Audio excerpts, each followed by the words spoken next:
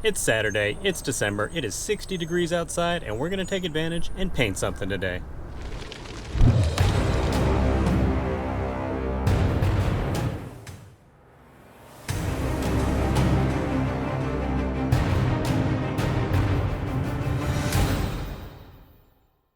Like I said in the intro, guys, beautiful day outside, and since I don't have like a place where I can paint inside without killing my few remaining brain cells, I'm going to take advantage of the weather today and show you how to paint these steering wheel panels that hold the controls. If you have one of the upper models or the base model, these are all solid plastic, so I'm going to show you this is a very quick and simple process to pop these bad boys off and paint them whatever color you want. As always, if you love everything Tacoma related, don't forget to subscribe now. And here's a quick sneak peek showing you guys the finished product of this mod. Now, to be fair, you can purchase these side panels that have these switches or without the switches in a black plastic directly from Toyota. But I know definitely the ones with switches, they cost $100 because you can't just buy this plastic piece by itself. At least I haven't seen it anywhere. It does come with all the circuitry for all these switches, so that's why it's so expensive. So if you don't feel like painting, you can go that route, but $100, I can think of a few things I'd rather spend that money on. Definitely for truck stuff. I will put that part number for these pieces with the switches on the screen now, so you can check that out if you're interested. And aside from the paint of your choice, of course, just a few basic tools needed to do this. You do need a 10mm socket, a few plastic pry tools to remove some interior trim pieces, T30 Torx bit. You can get this whole set right here. I want to say it's like 10 or 12 bucks on Amazon. Of course, a ratchet of your choice and a Phillips head screwdriver bit, or I'm going to use my little impact driver right here. As always, there are links for all of this stuff needed to do this mod in the video description below. Now, we will be messing around the airbag area, so unless you want to risk that blowing up in your face, first step is to disconnect the battery. Now, I've already done this step, but go ahead and take that 10mm socket and disconnect your negative battery cable. Give your truck a few moments just to make sure all the electricity is out of the system. If you want to speed up the process, you can go ahead and honk the horn. Nothing will happen, obviously, when you honk the horn, but that will help discharge any latent electricity in your system. For the next step, we actually need to remove your center part of your wheel. This is where your horn and, of course, your airbag is. That's why I had you disconnect the battery so this doesn't explode in your face. There are two T30 Torx bits holding this whole thing on. They are accessed from the side. Driver's side first, you can see the panel right here. Go ahead and take the trim removal tool of your choice. Pop that under there. This should pop right off. And the same for the passenger side. It's just around your cruise control setting right here, so it's got an opening for that. This one, when I popped it off, it did sound like it broke, but everything was fine. It's just plastic tabs. Here on the driver's side with the panel off, of course, there is the T30 Torx bolt right there, so go ahead and take your T30 bit and remove that. Now, this bolt is in a cage, so just make sure it's loose. It will not fall out, so that's good. You cannot lose it. And do the exact same thing for the passenger side. At this point, I have removed both of those T30 bolts. Well, not removed, they're just loose. They are in the cages over there, so they're not going anywhere. So this whole piece right here is loose. I'm not going to disconnect anything since I don't want to mess with that. It just adds steps, so all you can do is just grab it from the bottom. It's sort of hard to do one hand holding the camera. There it goes. And my giant hands, I can't grip this whole thing like a basketball player. Once this is loose, there you go. You can just pop it free, and I'm just going to set mine on top of the steering wheel so it's out of the way. Here's a quick shot showing you the wires attached to the airbag and your horn. There's a positive and negative right here for the airbag with those orange clips, and a black ground that's sort of behind there you can't see, but we are not going to mess with any of that. Like I said, it just adds steps to the process. And for the next part, to actually get these two pieces off, there are two Phillips head screws on either side. One right there, one right down here, this side, and there's the one on the bottom, so go ahead and remove those, and these will get loose. And using an impact wrench on all those Phillips head screws breaks them free, so you don't have to worry about stripping them out. Here's one real quick just to show you. There is a washer and lock washer on there, so just make sure you don't drop any of that inside on the guts of the steering wheel. Set those off to the side. And at this point, these should pop free. Just be careful because they are still plugged in right here for the driver's side. Flip it around, you can see there's one plug right here, so go ahead and get like a flat screwdriver, a flathead screwdriver, or maybe one of your plastic removal tools, and go ahead and pull that free. And the same up here for the passenger side on this side. Got both sides loose. I just was able to use my fingertips to get those plugs out, but each side it is zip tied here. You can see at the top, so I'm just going to carefully snip that off so the whole wiring harness will come free, and I'll use another zip tie to replace that when I'm putting everything back together. They're both at the top. Here's the passenger side right there, so I'll snip that as well and replace it toward the end. Okay, so getting ready to paint, but instead of like taping off all these buttons and making just more work than you really need, if you flip this over, the outer part that we're going to paint today is actually attached to this black backing that has all the circuit boards back here also.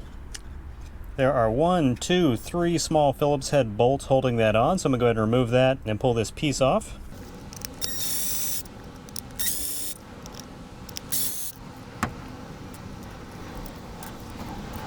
And with the 3 bolts out, this black piece does sort of just lift right off. I'm going to go ahead and recommend you have the part that you're going to paint facing down, because when I did the other side I had it the other way and the circuit board fell right out. Thankfully nothing broke. You can see this piece is loose in here, and this bottom black piece actually lifts right out too, so just sort of keep that nestled in there, put that off to the side, and of course now we don't have to worry about taping anything off when we paint this. And here in the backyard at my painting booth, getting ready to paint. First thing, obviously clean the surface off so the paint or primer has a nice clean surface to adhere to. I'll just be wiping these down with regular rubbing alcohol. And before you wipe these down and get them nice and clean, I would recommend putting on a pair of shop gloves. No sense cleaning these off if you're going to handle it afterwards and get all your nasty finger oil all over the clean surface. Got them all nice and clean, almost ready to paint, but I did want to show you. You can see right here I've got them lined up on what's called these painter's pyramids. Not so much an issue on here since the sides and everything are going to get covered up by the other parts of the steering wheel, but if you're painting this stuff on a surface, you can put these under whatever you're painting and it sort of lifts it up so you don't have anything like stuck to whatever you're actually painting on, sort of marring the finish. So if you guys have never used these before, they are fantastic. They are cheap. You can get a ton of them for like 10 bucks. I will put a link in the description below. And I will personally be using this Rust-Oleum. It is a satin black. It is paint and primer in one. So if you're using something else that is just paint, obviously I'd recommend a few coats of primer first, say 2 or 3. This is obviously an interior application, so you don't really have to worry about things getting weathered, but I'll probably put 3 coats of this on and then maybe let it sit overnight and call it a day. And got the last coat of paint on the surround trim pieces. Gonna let that sit overnight, see how fumy it is tomorrow, because even though it's fun painting these pieces that go on the inside of your truck, you have to be aware of the fumes, obviously, so you want them to off gas or whatever you call it, just so you're not getting yourself high while you're driving around. So while these are setting, this is done, but I am not stopping here. Check this out. Went ahead and wrapped up. These are the plastic pieces that actually go underneath the black pieces. And the part I have taped off in the middle, the squares, those are the buttons for like the Bluetooth, voice control, stuff like that. So everything you see right here that is black, I'm gonna go ahead and paint as well. I just taped everything off. These middle parts right here are surprisingly easy to tape off because they pretty much rotate on all sides, so you can like, if you want to tape off this side, you rotate it the other way. It exposes that, so you can get small pieces of tape and partition that off so you can get it where you need it for painting. I'm sort of conflicted on what color to go with for these. Obviously, this is just a small piece, but with sort of back and forth between orange for the truck or with the red for the interior with the new seats. I guess you'll have to wait and see until I get it installed. One eternity later. Okay guys, here is the finished product. It has been 2 days just to let them off gas a little bit, a little safer. I'm gonna probably crack the windows in the truck after I get these back on the truck because I got the WeatherTech visors just to sort of let it breathe a little bit. It is pouring down rain today, so I wanted to show you all this stuff like outside of the truck because the light is supposed to be a little better, so apologies if the audio is a little off since I am on the inside of the truck because all the windows are up. And on a side note, if you guys are ever wondering why it's been a few days and I haven't uploaded, chances are it's the crappy weather keeping me at bay since I don't have a garage. So let's get back to it. Here's a few quick shots. This is the left side of the steering wheel. Went ahead and did the flat black. I did run out of that paint. I had like just a little bit in the can that I showed you before, so I ran out to Home Depot. Got some of this, the Rust-Oleum 2 times. It's paint and primer in 1. This is the flat black. Looks amazing. If you guys are interested in doing your steering wheel panels black, you'll probably like this stuff too. And for the red there around the little buttons, I actually use this brake caliper paint, which I've had forever. It's probably overkill in this application, but it goes on nice. Gives it a nice gloss finish, which is a nice contrast with the flat black of the rest of the surrounding pieces. Now I know this part right here for the volume control, it is a little bit of an eyesore, but I'm probably just going to leave it as is because it doesn't seem worth it to sort of paint over it. I was flirting with doing it red, but the actual like plus and minus on here, I was thinking maybe I could just get like a fine tip black marker and draw those back on. Wasn't really sure how that was going to look, so I'm leaving this silver for now, even though it doesn't exactly match, but you know, it is what it is. And here is the right side of the steering wheel. Much simpler to do this one since there's no buttons down here. Nice flat black color. You guys would probably like this if you want to do something similar to your steering wheel. Now all we got to do is reverse steps, get everything reinstalled.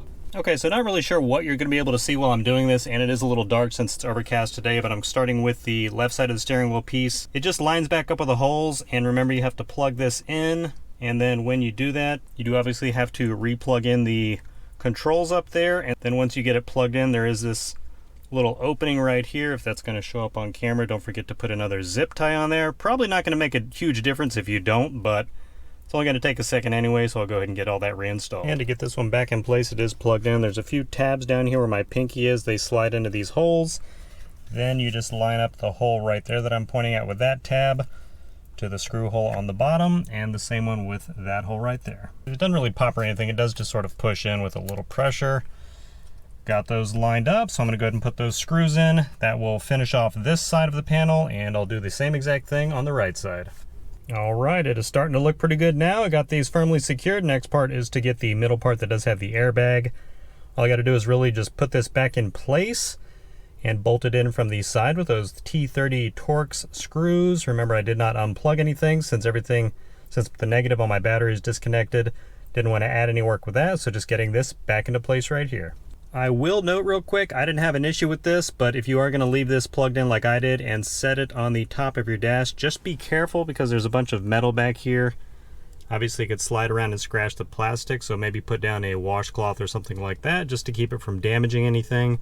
I didn't do that. I got lucky because it didn't shift at all while it was up there, but just be aware of that.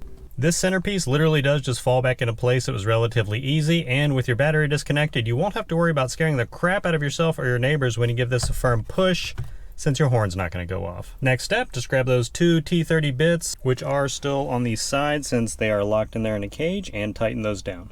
Got the two T30 bolts tightened down. Go ahead and give it a shake on the middle just to make sure it's tight enough. Obviously don't tighten them too far and risk stripping out those bolts. Next step, just take the two plastic trim panels and slap them back on. They should pop on relatively easily, and the one with the hole goes on the passenger side. Alright guys, at this point everything is buttoned up, reinstalled. I did go ahead and reconnect the negative battery cable on my battery, so everything should be fine. Now my truck has been disconnected from the battery for 2 days now while I was letting these dry and off gas. Chances are the first time you try to start your truck, it'll turn over and then instantly die. Don't worry, that's perfectly normal. Second time you try to start it, it should start up fine. Also, don't be surprised if your truck runs a little rough just because if your battery's been disconnected for that period of time, your computer resets, so rough idle, stuff like that. But don't worry, it'll relearn in just a few days. You'll be back to normal. And just to show you no airbag issues or anything like that, gonna go ahead and give it its first startup.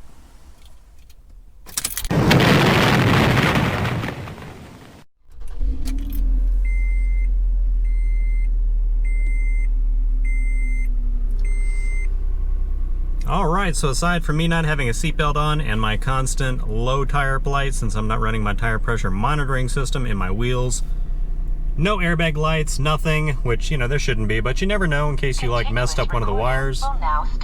Ignore my dash cam, so... smartphone, connect to a Wi-Fi network whose name starts with thinkware. Thank you. Everything's good to go. GPS connected. Okay, shut up. Everything's good to go. And just a quick reminder of what the old, boring silver steering wheel looked like compared to what I've got now.